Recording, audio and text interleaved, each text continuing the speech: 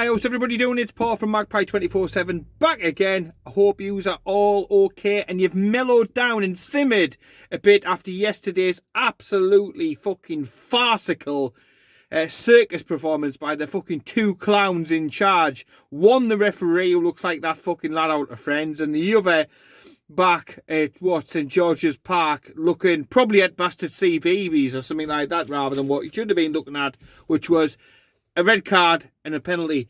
This game was decided by the officials. It's as simple as that. Look, you can take going down to Stamford Bridge and losing, and it's probably a sign of the progress that we've made, that we're frustrated and we're a little bit down after yesterday's game. But look, you go down to the home of the current world and European champions and you get fucking shafted, not once, but twice down there in London. And look, we did not deserve to lose against them lot down there. And I've said it before, once I've been down there myself, it's probably one of the worst trips that you can go on. The home fans are not, by and large, from my experience and from other people who travel regularly to watch Newcastle play away from home, they're not the best down there. The stadium isn't the best. They're salty. They're always looking for confrontation. The stadium's a bit shit, to be honest. It really is a bit shit. You would expect something better for a team who's won what they've won, courtesy of being obviously bankrolled by Roman Abramovich for all these years. But look, yesterday's game, they stole it at the death, and the player who scored to make it fucking worse was the player who should have been sent off. I've heard the bollocks that he's came out with after the game on about these things happening on a football pitch. If you saw Dan Burn afterwards, to do what he's done, I'm sorry, but in any other game, if we'd have done that for one of their players, it would have been a red, and that is 100% absolute stonewaller. If it had been the other way around, it'd have been a red card. And then furthermore, to be denied one of the most blatant penalties. And look, the referee, the lad out of Friends, Ross or whatever it is, you can say, right, okay, he can miss something, he can missee it, he can be out of position or whatever, you know. But what's the point of VAR? What is the point of VAR? What is the point of another referee watching this game, on the coin, on the payroll, watching this game? If he is watching that game, like I say, he could have been watching CBeebies or something like that, probably more his fucking intellectual level.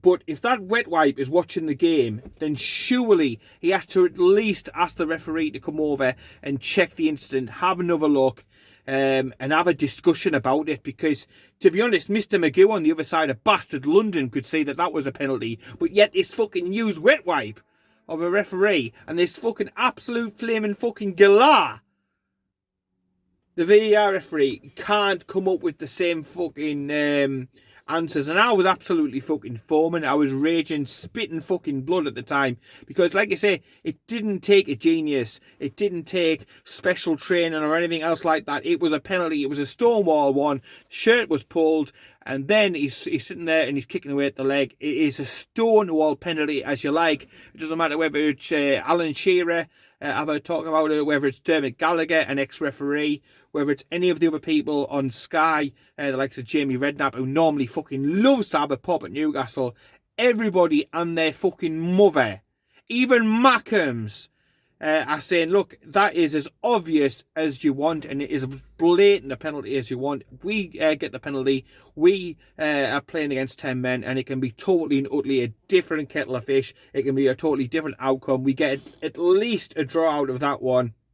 Taking nothing away from the finish at the end. Gutting for Newcastle as it was, but look, he shouldn't be on the fucking pitch. It's as simple as that. You can argue we should have been at least 1 up by that stage.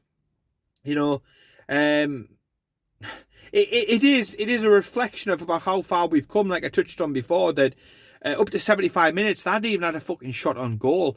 Yet you're seeing these Chelsea supporters giving it fucking large and pretending that they're the big I ams. When they're sitting there, they've not got fucking two crackers to rub together. They can't even afford to fill the fuel up on the bastard coach. They are in shit alley. They are in really, really dire circumstances and situations where everything that's happening at the club, footballing wise, we will talk about only for this one.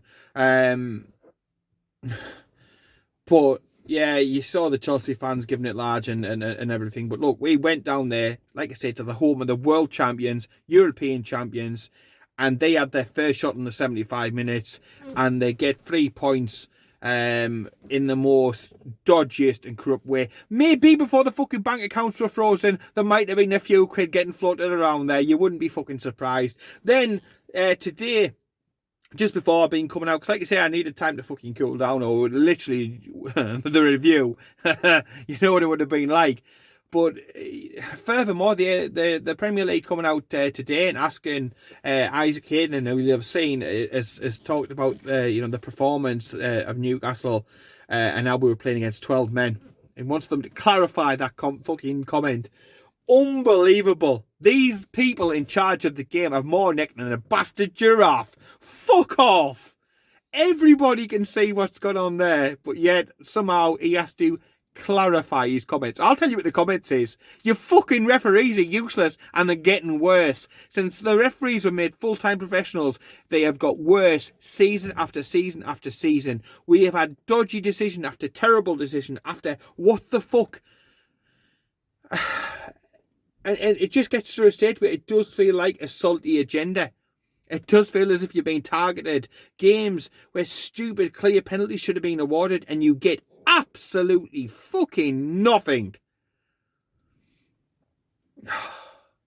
What you have to do these days for Newcastle to get the penalty kick, to get decisions going our way, I do not know. And then, like I said, to have the barefaced cheek to come out afterwards and ask people to clarify comments. Well, the comments is quite simple. Your fucking lads fucked up and cost us at least a point, if not 3 points, in a game which would have took us 10 games undefeated and almost certainly have rubber stamped Newcastle's Premier League survival for another season. But as it is, we must dust ourselves down and go again. And I thought to remind the team, our players were fantastic. You know, this is a Newcastle team missing Wilson, missing Trippier, missing Joe Linton, missing Shelvey, missing Willock. We're missing some major players in our team because we haven't had the luxury of building a Galactico squad like Chelsea through being bankrolled, you know, after so long. Yeah, we don't have those luxuries. Like I said, they've been bankrolled for so long, and they've got a plethora of world quality, world great talented players they can call upon if they have players out and stuff. We don't have that luxury at the moment, you know. But I thought credit to the players who played and stepped up again at short notice. They came in, they give their all, 100% commitment. Bruno Guimaraes, great again. Dan Burn, fantastic again. Matt Tackett, you can go on. Every single player puts in a shift, tries their best, works to the optimum. There's a system, there's tactics. And it is fantastic, fantastic to see, and it gives you confidence with players due to coming back into the fold, ready for the Everton game, that Newcastle can go on and still continue the positive momentum for the rest of the season and finish as high in the league as is possible. And a nice little Brucey bonus might be shoving Everton into the relegation zone when it comes to Thursday night down at Woodison Park. So, yeah, an opportunity to get quickly back up on the horse, as it were, back into the saddle and into a little bit of shithousery of our own. Obviously, we'll touch upon it more in the preview for the Everton game, but I just thought, look, at the end of the day, I've just finished draft. I thought we'll do a quick view from the van.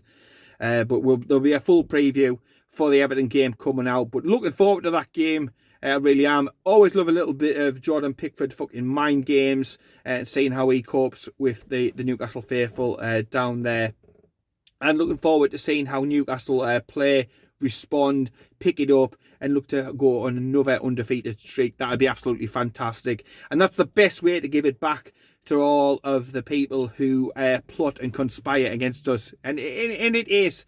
Like I say, we didn't deserve to lose that game against Chelsea, no doubt about it, but a perfect opportunity to get back to winning ways, to get some more points on the board against Everton, get the first goal, get the Merseyside Mackems nattering, booing, getting on their own players back, and then just, like I say, just seeing what opens up. They obviously lost against Wolves as well, 1-0. So again, two teams coming off the back of defeats, but Newcastle, a completely and utterly different beast, united as one, all together, the ownership, the players, the coaches, the fans, everybody together at Woodison Park, disjointed, booing, fans on, owners' backs, fans on players' backs, fans on even Frank Lampard, who's only just walked into the situation's back.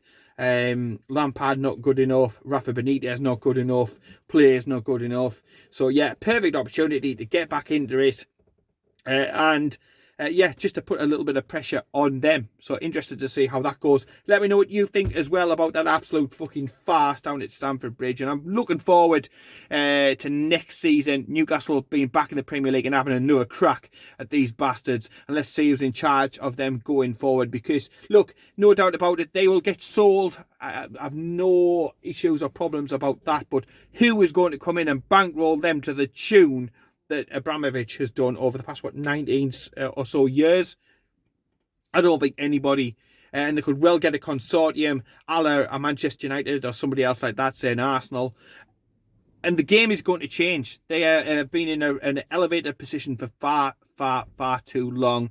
I remember them back in the 90s, Steve Stamford Bridge. I remember them back as just another Millwall back in the day. So, yes, all good things come around. Newcastle on the up. Newcastle with the bank balance these days, and Chelsea maybe not so much, even when they get the bank accounts and everything else unfrozen and things a little bit more, back to normal at Stamford Bridge. But yeah, that one, it's in the history books. It'll go down as a 1-0 victory to Chelsea, but that does not tell us the whole story whatsoever at all. Newcastle playing 12 men. Newcastle being absolutely fucking shafted royally by everybody on the day. But we go again. Looking forward to everything. And in the meantime, take care, keep it tuned, and I'll speak to you later.